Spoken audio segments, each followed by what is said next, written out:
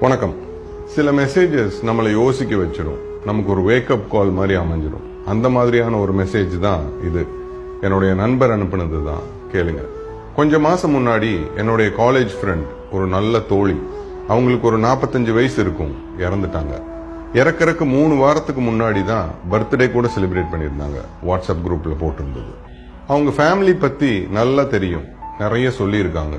நான் இல்லாட்டி என் குடும்பத்துல எதுவுமே நடக்காதுன்னு அடிக்கடி சொல்லுவாங்க. அவங்க ஹஸ்பண்டுக்கு ஆபீஸ் கொஞ்சம் தூரம், தனியா ஒரு காஃபி கூட போட்டு குடிச்சுக்க தெரியாது.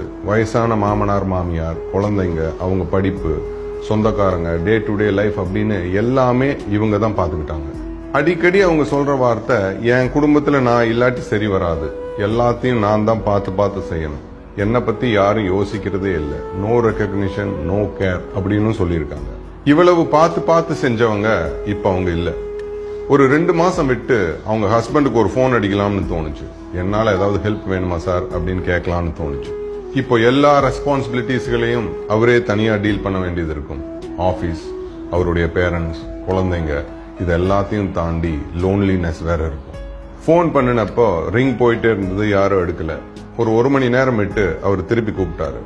சாரிங்க, நீங்க போன் பண்ணினப்ப எடுக்க முடியல, டென்னிஸ் விளையாடிட்டு இருந்தேன், இப்போ டென்னிஸ் கிளப்ல ஜாயின் பண்ணிருக்கேன், அப்பப்போ விளையாடலாம்னு சொல்லிட்டு, just to have some good time அப்படின்னு சொன்னாரு. வீட்டுல எல்லாரும் ஓகேவா சார் அப்படின்னு கேட்டேன். எல்லாரும் நல்லா இருக்காங்க. சமையலுக்கு ஒரு ஆள் போட்டிருக்கேன், கொஞ்சம் எக்ஸ்ட்ராவா பணம் கொடுக்கறங்காட்டி அவங்களே ஜாமான் எல்லாம் வாங்கிட்டு வந்துடுறாங்க. அம்மா அப்பாவுக்கு ஒரு கேர் டேக்கர் பெர்மனண்டா போட்டுட்டேன், ஸோ அந்த பிரச்சனையும் சால்வ். குழந்தைங்க ஓகே, நல்லா இருக்காங்க, slowly getting back to normal அப்படின்னு சொன்னாரு. எனக்கு என்ன சொல்றதுன்னு தெரியல. ஓகேன்னு சொல்லி போனை கட் பண்ணிட்டேன். போனை வச்சுட்டு சில நினைவலைகள் எனக்குள்ள வந்துச்சு என்னுடைய தோழி பத்தி. வீட்டுல பெரியவங்களுக்கு உடம்பு முடியலன்னு சொல்லிட்டு ஸ்கூல் ஃப்ரெண்ட்ஸ் எல்லாரும் ஆர்கனைஸ் பண்ண கெட் டுகெதருக்கு வரல. வீட்டுல பில்டிங் ஒர்க் நடக்குதுன்னு சொல்லிட்டு அவங்களுக்கு க்ளோஸான கசினோட கல்யாணத்துக்கு கூட போகல. க்ளோஸ் ஃப்ரெண்ட்ஸ் வீட்டுல நடக்கிற ஃபங்க்ஷன்ஸ், பார்ட்டிஸ், இது எல்லாத்துக்கும் என்னுடைய குழந்தைகளுக்கு எக்ஸாம் இருக்குன்னு சொல்லி அதுக்கும் போகல. இருக்கும்போது நம்ம குடும்பத்திலேயாவது நம்மளை ரெக்கக்னைஸ் பண்ணுவாங்க, அப்ரிஷியேட் பண்ணுவாங்கன்னு நினைச்சாங்க. அதுவும் கிடைக்கல. என் குடும்பத்துல எதுவுமே நடக்காது நான் இல்லாட்டின்னு சொல்லி பார்த்து செஞ்சவங்க, அவங்க இறந்து 2 மாசத்துல 2 பேரை வேலைக்கு போட்டு அவங்க வாழ்க்கையை நேர் பண்ணிட்டாங்க. நம்மள நிறைய பேர் இப்படித்தான், என் குடும்பத்துல நான் இல்லாட்டி சரி வராது, எதுவுமே நடக்காது, இப்படி ஆயிரும் அப்படி ஆயிரும்னு நம்ம நிறைய நினைக்கலாம். அதெல்லாம் ஓகே தான். ஆனா நிதர்சனம் என்னன்னா, யார் இல்லாட்டியும் யார் இறந்தாலும் வாழ்க்கை நகரும். எல்லா துன்பங்களையும் நினைவில் வைத்திருப்பின் மனிதன் சோகம் தாங்காது, சரிந்து விடுவான் என்பதாலேயே மறதி அவனுக்கு இயல்பாயிற்று.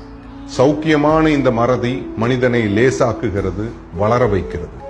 இந்த பதிவிலிருந்து நமக்கு கிடைக்கக்கூடிய மாரல், ஒரே வாழ்க்கை. அற்புதமான இந்த வாழ்க்கையில நாம வாழும் போதே நமக்கு பிடிச்ச விஷயங்களை சந்தோஷமா செஞ்சுக்கணும். நாம இறந்ததுக்கு அப்புறம் வாழ்க்கை இருக்குதா இல்லையான்னெல்லாம் யாருக்கும் தெரியாது. நாம சுயநினைவோட வாழ்ற இந்த வாழ்க்கை தான் மிக முக்கியம். இங்க நண்பர்களோட பேசுங்க, சிரிச்சு சந்தோஷமா இருங்க, உங்களுக்கு பிடிச்ச இடத்துக்கு போங்க, உங்களுக்கு பிடிச்ச மாதிரி வாழுங்க. அடுத்தவங்க சந்தோஷத்தை சார்ந்து மட்டுமே வாழாதீங்க. நாம எப்படி வாழ்ந்தோம், எவ்வளவு சந்தோஷமா இருந்தோம் அப்படிங்கறதுல தான் நம்ம வாழ்க்கையே முழுமையடையுது. எல்லாருமே தனித்தனி பிறவி அப்படிங்கறத மனசுல ஆழமா வச்சுக்கணும். இந்த பதிவையும் நம்ம முண்டாசு கவியோட சிறப்பான வார்த்தையை வச்சே முடிக்கணும்னு நினைக்கிறேன். இனி தெளிந்து துணிந்து மீண்டிடல் வேண்டும்.